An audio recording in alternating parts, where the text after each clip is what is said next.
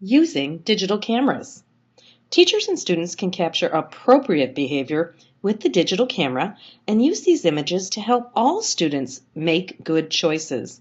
Teachers will learn how to use cameras and the use of video cameras that can be valuable tools in the classroom to help students visualize what good behavior looks like. Now, there's all types of cameras. There's all different variations. We're going to look at just a few ways that we can look at this through the lens of helping students with their behavior. This was a perfect example. These are our class rules. Let's visualize that. The human brain processes visuals so much faster than it does words, and especially when you're working with very young children. What does it look like? We need to give them models and examples of that. This also applies to our friends up in high school, that what are our lab rules or what is expected in this class. Sometimes the visual just says more than the words. So use an image wherever you can. And it might go just to print. You might project it onto a projector, interactive whiteboard, whatever. There's all different ways that we can use them. I will scratch the surface in this segment of ways to use video cameras. We're mourning the end of this era of the flip camera. I still had to include it because I hope you still have some of these around in your building. Cisco purchased the company, and then they decided to not produce the videos of these cameras anymore. I love this camera. It was almost indestructible, and you would just charge it by putting it right in your USB port. Then when you're ready to get the pictures up, back into the USB port. No cables, software, any of that difficult stuff. There's still some of these that are being sold today, but I had to include my favorite old one because it really is a workhorse of a camera. There's a few other brands that look similar to this, but Cisco felt the cameras that are on most cell phones are so sophisticated that they didn't feel the need to continue production. So I had to include a classic. All right, there's an app for that and an app for that. I'm scratching the surface of all the apps that we can use. There's iPhone apps, there's iPad apps, and there's some that do both. This one, Fotobabble, is going to be my guess on how to pronounce it. And it is a free app that you can download, and you can add text. Yep, you can have audio to your photos. And so here's what you do. You take a picture, and then you go ahead and record a message about that picture. The little love could go ahead and record the message, and then the app puts the audio and the picture together as one file, or one Fotobabble, as they like to call it. So just a great way to quick capture somebody, something, and also marry it with some words. Just a different way to capture things. This is one of my favorite apps of all time. There's two versions. One, PixieMe, that is for the iPhone. And then there's PixieMe Plus, that is for the iPad. PixieMe Plus is $1.99. PixieMe is free. So what it is basically, it gives you templates that you can then go ahead and you put your words in, like here, this one on the right, if you look at the picture, the snow and the picture, the beautiful winter scene was there, and all you do is add in what you want it to say, and press the button, and then all of a sudden it's got your personalized message on here. This is a great way to communicate with families when we have a picture, and we can just go ahead and share that. Here's another example, and this one is a frame. There's all different frames, so you can use your own pictures, or in this case, you could go ahead and use a picture that's already included in the app. So you've got a lot of options, and you can use your webcam to capture that picture, which is really neat.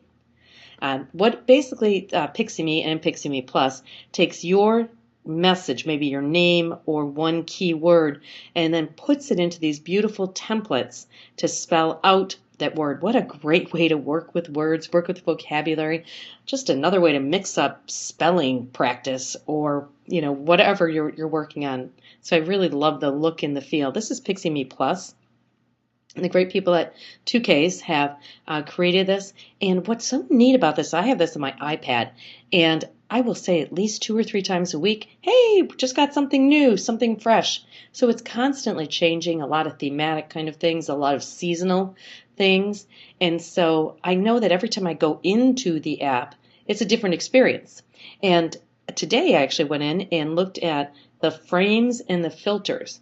So you can use your webcam, snap a picture, and then apply the different frames or the filters. Like a filter could be black and white, sepia, whatever. You can go ahead and apply those filters, and then your picture looks completely different.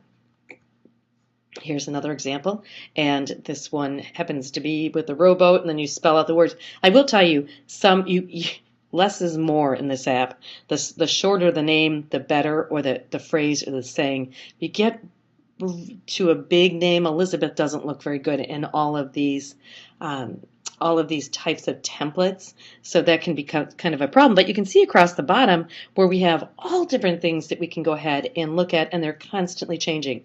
So to look at the frames and the filters, I went over to the camera at the bottom right corner, and you can also use your pictures that already exist in your library.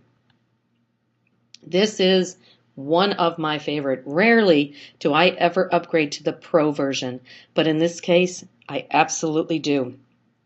Animoto is, you can make slideshows with different templates, backgrounds. It makes you look like Hollywood by a click of the button. You can import still images as well as video images into Animoto to make it all part of one movie. It is a beautiful interface. It's very easy to use, and to me, it was worth the Pro upgrade. So Animoto, really very, very user-friendly. Snapfish has been around a long time in internet years, and on Snapfish you can actually produce products, books, cards, prints, t-shirts, mugs, all that wonderful stuff. And I work with a number of teachers that like to make a book of their class each year. And then they actually make them in a site like this, or there's about 100 of these sites. And then they make the book. They use the digital pictures they took all year, at the different events, the first day of school, the holiday party, whatever the case may be. And then they make the book, and I think some of them even make them available to families if the family wants to also purchase a book. I'm not sure how some of those do that. I know they're certainly not buying a book for every single student, but they're beautiful, the quality and everything else from all these various sites that you can go ahead and do that. This one, I just had to include it because you know what? Life is too serious. We have to have fun. This is called Blabberize. And what this is you upload a picture and then you blabberize it, meaning you take your picture and then you identify where the mouth is. Like you put these points all around the mouth, and to identify where on your image the mouth is. And then what you do is record a message, and I don't even know how the technology works, but your image starts to talk with your words. How fun would that be? Maybe with students I could see them dressing up as a historical figure, snap the picture, and then they have to deliver the speech as the person. You only have 30 seconds, which is great because it really keeps everybody very focused. But you certainly could have great fun with this one. And so Blabberize. Just be warned, Blabberize doesn't always work perfectly. I've been there and it's been awesome, and then other times I just can't get it to work. So never think it's you, it's Blabberize. This one is one I'm playing with, and I can see so many applications. This is an app, and now I want to say it was $4.99, and it's called the Coach's Eye. And what it does is you take a video of somebody doing a sport, doing something, and then it can slow it down into slow motion, and then you pick up a virtual pen and you can write right over the slow motion video. Basically, you're trying to help whoever you're coaching to see what's proper formation, what position your arm, leg, whatever should be in. So I thought this was really interesting. I could see a lot of applications for this in the classroom, and it's easy to use. It's brought to us by our friends at TechSmith. Those are the ones that use Camtasia, that make Camtasia, and that's the software that I use to screencast. So it's a great company, very forward thinking in this whole technology. There's a lot of resources out there for using digital cameras. This one happens to be from the good people at Scholastic, 100 ways to use digital cameras. And you could probably brainstorm even 100 more. There's just so many ideas. There's the link if you want to go check out the article, but here's just a few of the ideas. Number 5 I've used photos for seating charts. Hey, you know what your students look like, but the sub that's going to come in might not. And so you can go ahead and have digital images. And so we know what they do when there's a sub, so now you can have images and hopefully everybody is where they're supposed to be. There's so many choices, options, but now that everybody, well, almost everybody, middle school, high school, has a camera in their pocket on their cell phone, iPad, tablet, whatever it is. Now we have to think about ways to use them instructionally. And that's the exciting part. And that's where we can really use some creative thinking. The digital cameras, all sizes, all shapes.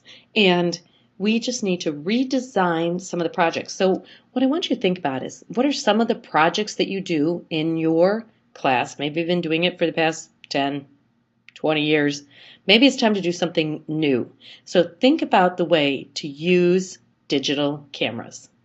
Thanks.